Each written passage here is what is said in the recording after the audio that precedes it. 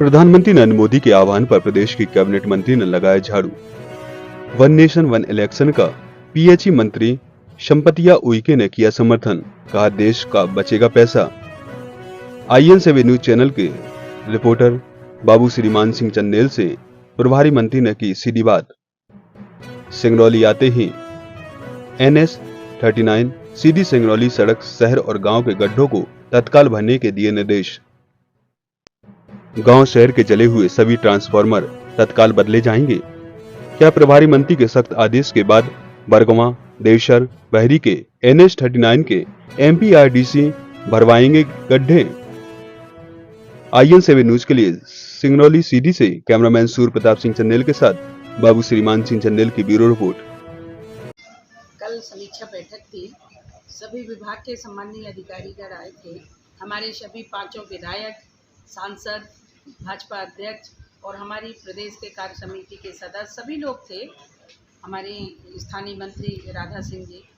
और कल एक बृहद बैठक हुई। उस बैठक में हमने जिस तरीक़े से माननीय यशस्वी मुख्यमंत्री जी के निर्देश हैं, वो निर्देशों का कितना पालन हो रहा है, माननीय यशस्वी प्रधानमंत्री जी की अभिनव योजनाएं, उन योजनाओं का कैसा प्रभाव है, ये सारी चीज़ों को लेकर के एक एक बिंदु पे हर विभाग की समीक्षा किए, जिसमें बहुत सारे काम तो बहुत अच्छे हो रहे हैं, कुछ विभागों में और आवश्यकता है अच्छे काम करने की। तो उसमें हमने दिशा निर्देश दिया है कि आप लोग इस विषय पे आप लोग काम करें, ताकि हमारे केंद्र सरकार यशस्वी प्रधानमंत्री जी की योजना और हमारे मध्य प्रदेश के यशस्वी डॉक्टर मोहन यादव जी की योजनाएं, सरकार की योजनाएं नीचे स्तर तक हमारे उन व्यक्तियों को, ज़रूरतमंद व्यक्तियों को पहुँचे और उसका ज़्यादा से ज़्यादा लोग लाभ लें। अब लाभ कैसा है कि जब हम अंतिम छोर के व्यक्ति तक पहुँचने का हम लोगों को निर्देश दिया गया है, तो जो भी ऐसे पात्र व्यक्ति है जो केंद्र सरकार की योजना, प्रदेश सरकार की योजनाओं से जो पात्रता रखते हैं और इसके बाद उनको नहीं मिल पा रहा है, तो उसके लिए हमने निर्देश किया है कि आप लोग हर विभाग के कैंप लगाएं और कैंप के माध्यम से जा करके वहाँ पे जो पात्र व्यक्ति है, जो पिछड़े व्यक्ति है, उन लोगों को लाभ मिले। एक तो ये था।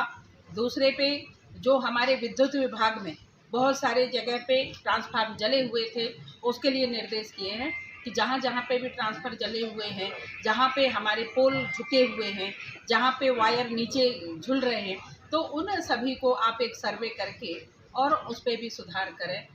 पीएचई की तरफ से चूँकि यहाँ पे अभी नहीं है और अभी ट्रांसफ़र का कोई ऐसी पॉलिसी अभी आई नहीं है, उसको लेकर के भी जितने भी हमारे 133 हमारे सिंगल विलेज इसलिए कर सकती, समाज की सहभागिता होनी चाहिए। मैं सभी समाज के भाई बहनों से और आप सब लोगों की भी सहभागिता होनी चाहिए कि आज कोई भी योजनाओं में जब तक समाज का सहभागिता नहीं होती, विशेष करके स्वच्छता में, और इस स्वच्छता अभियान हो और इस पे आप सब लोगों का सहयोग मिलना चाहिए, तभी हम लोग उसमें सफलता हासिल करेंगे। आज के पेपर में मैं देख रही थी कि पानी के लिए कौन सी वार्ड में त्राही हो रहे हैं, उसको भी मैंने संज्ञान में ली हूँ, क्योंकि हम लोग ग्रामीण क्षेत्र में देखते हैं, नगरीय प्रशासन का ये काम है, पर फिर भी मंत्री होने के नाते जो मेरे संज्ञान में है उसमें मैं संबंधित विभाग के माध्यम से मैं जरूर उसको हल करवाऊंगी। एक आखिरी सवाल जो अभी देश का बहुत बड़ा मुद्दा बना हुआ है, मोदी कैबिनेट ने वन नेशन वन इलेक्शन, एक देश एक चुनाव के मामले को जो है पास किया है और विपक्ष लगातार हमले कर रहा है कि बीजेपी सरकार संविधान को बदलना चाहती है। क्या कहना चाहेंगे आप?